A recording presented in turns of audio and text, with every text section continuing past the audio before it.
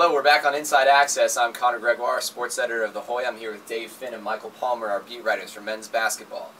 This segment, we're going to be talking about the Hoya's rebounding struggles, or maybe not.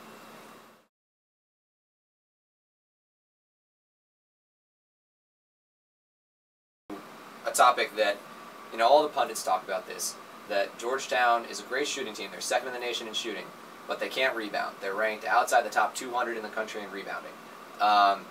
But I think we can shed a little more light on exactly how rebounding has impacted this team this year, how weak they are in that category, and how they match up against other teams in the Big East in terms of rebounding.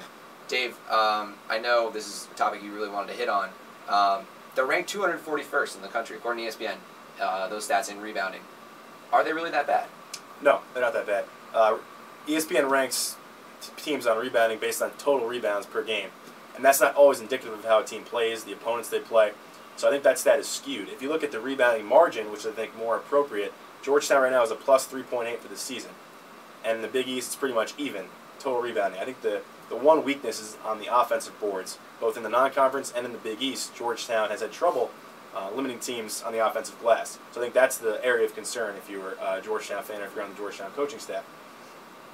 And I can throw on to that too. People got to remember about Georgetown too is that we shoot 51% from the field. That leads the Big East. That's second in the country, only to Kansas. And when you're shooting 51%, you're not going to have as many opportunities to get some rebounds. But I agree with Dave. On the offensive glass, they do need to be a little bit more productive, but it's not a 241st team in the country when it comes to rebounding. And if you remember in the non-conference, there were 3 different occasions where Georgetown out-rebounded its opponent by 16. So when this team kind of puts its team effort forward on the defensive glass, they can really do some work there.